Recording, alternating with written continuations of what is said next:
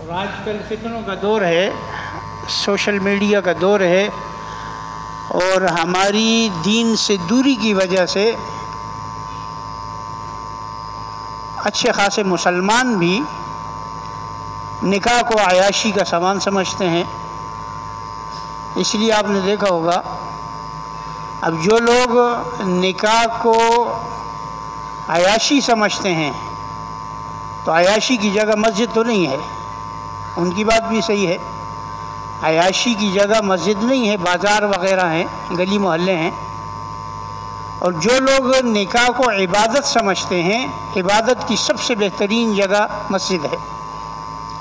تو اس لیے نکاح کو مسجد میں کرنا یہ آپ علیہ السلام کی سنت بھی ہے، اور نبی علیہ السلام نے فرمایا اعلنوا النکاح واجعلوه فی المساجد، نکاح علی الاعلان کرو، کھلے عام نکاح ہونا چاہیے، چوری چھپے نہیں ہونا چاہیے۔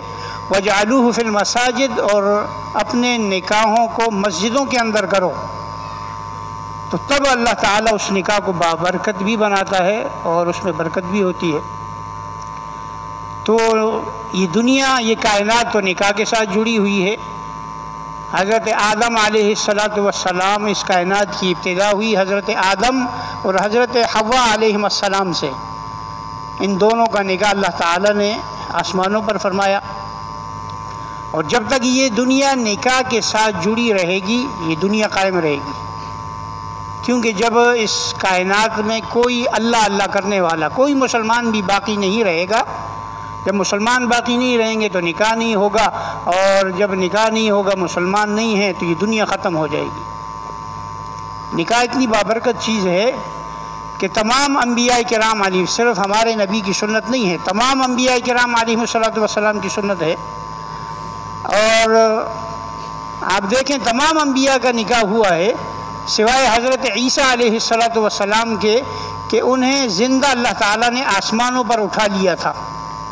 عیسائی کہتے ہیں نہیں، انہیں سولی پر چڑھایا گیا، لیکن قادیانیوں کا بھی یہی عقیدہ ہے کہ عیسیٰ علیہ السلام وفات پا چکے ہیں، لیکن مسلمانوں کا عقیدہ ہے وَمَا قَتَلُوهُ وَمَا صَلَبُوهُ وَلَكِنْ شُبِّهَ لَهُمْ، عیسیٰ علیہ السلام کو اللہ تعالیٰ نے نہ ہی وہ قتل ہوئے ہیں، نہ سولی پر چڑھایا گئے، بلکہ اللہ تعالیٰ نے آسمانوں پر اٹھا لیا۔ اب عیسیٰ علیہ السلام دوبارہ اس دنیا میں تشریف جب لائیں گے تو علماء فرماتے ہیں کہ اس کی ایک وجہ جہاد ہوگی، جہاد کریں گے کفار کے ساتھ، دوسری وجہ تبلیغ ہوگی، اور تیسری وجہ اس امت کی قیادت ہوگی، اور چوتھی وجہ، اہم وجہ فرمایا کہ وہ ان کی شادی بھی ہوگی، نکاح بھی ہوگا۔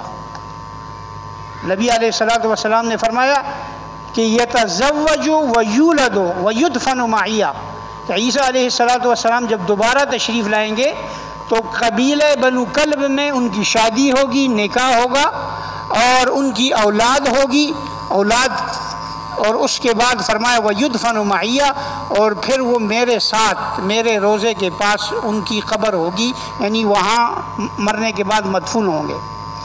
تو نکاح تو ایسی بابرکت چیز ہے۔ فرمایا کہ 3 کاموں میں جلدی کرو، اس میں تاخیر نہ کرو۔ حدیث میں آتا ہے 3 کاموں میں تاخیر نہیں کرنی چاہیے، جلدی کرنی چاہیے۔ پہلی چیز، نماز کا وقت جب ہو جائے تو اس کو قضا ہونے سے پہلے پہلے پڑھ لو۔ دوسری چیز فرمایا کہ جب جنازہ حاضر ہو، جنازہ موجود ہے جنازگاہ میں، اب اس میں تاخیر کرنا گناہ ہے، بدعت ہے۔ ہم لوگ کرتے ہیں اکثر، جنازہ پڑا ہوتا ہے، بھئی ایک آ رہا ہے، دوسرا آ رہا ہے، تیسرا آ رہا ہے، اور ہم چاہتے ہیں کہ جنازے میں تعداد میں اضافہ ہوگا، لیکن دوسری طرف ہم سنت کو ذبح کر رہے ہوتے ہیں۔ فرمایا کہ جب جنازہ حاضر ہو جائے تو فوراً جنازہ پڑھو۔ تیسری چیز فرمایا کہ ایک کنواری باکرہ لڑکی کا جب کوئی جوڑ، مناسب جوڑ مل جائے تو اب فرمایا کہ اس کے نکاح میں تاخیر مت کرو، فوراً نکاح کر دو۔ تو نکاح حدیث میں آتا ہے، نبی علیہ السلام نے فرمایا اذا تزوج العبد، جب آدمی نکاح کرتا ہے، شادی کرتا ہے، فقد استکمل نصف الایمان، اس کا آدھا ایمان مکمل ہو گیا. فَلْيَتَّقِ اللَّهَ فِي نِصْفِ الْبَاقِي. اب باقی آدھا ایمان جو ہے فرمایا کہ وہ خود اس کی مطلب حفاظت کرے. یعنی نکاح سے اللہ تبارک و تعالی اس کا آدھا ایمان محفوظ فرما دیتے ہیں اور آدھا ایمان فرمایا کہ وہ خود اس کی حفاظت کرے. تو آسان نکاح، ان اعظم النکاح برکتاً ایسرہ مؤونہ، فرمایا کہ سب سے بابرکت نکاح وہ ہے کہ جو مشقت کے لحاظ سے اس میں تکلیف کم ہو. آج ہم نے خود اپنے لیے تکالیف بنا دی ہیں، فلاں مہندی ہو، فلاں رسم ہو اور فلاں، یہ ساری چیزیں فضول ہیں اور اسی وجہ سے ہمارے نکاح بابرکت نہیں ہوتے. فرمایا کہ شادی کے لیے 6 چیزیں ہیں وہ ضروری ہیں. 6 کے علاوہ 7ویں چیز نکاح شادی میں کوئی ہے ہی نہیں. وہ 6 چیزیں کیا ہیں؟ 2 فرائض ہیں، 1 واجب ہے، 3 سنتیں ہیں. 2 فرائض کون سے ہیں؟ پہلا فرض یہ ہے کہ ایجاب اور قبول. جو ایجاب اور قبول ہوتا ہے میاں بیوی کا آپس میں کہ میں اتنے مہر کے ساتھ نکاح کرنا چاہتا ہوں، لڑکی کہتی ہے مجھے قبول ہے، یا اس کی طرف سے وکیل کہتا ہے قبول ہے، یہ ایجاب و قبول ہو گیا، یہ پہلا فرض ہے. دوسرا فرض ہے کہ 2 مسلمان گواہ کم از کم ہوں، یہ دوسرا فرض ہے. اور 1 واجب ہے، وہ مہر ہے.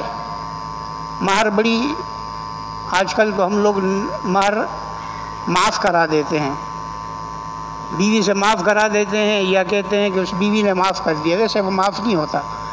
اللہ تعالیٰ فرماتے ہیں من بعد وصیۃ یوصی بہا او دین.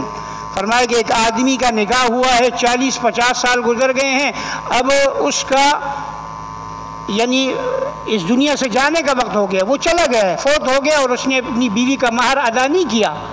تو فرمایا کہ سب سے پہلے اس کی میراث میں سے اس کی بیوی کی جو مہر ہے وہ ادا کیا جائے گا، اس کے بعد میراث تقسیم کی جائے گی.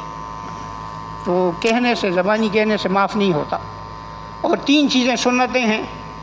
پہلی سنت کیا ہے؟ خطبہ نکاح.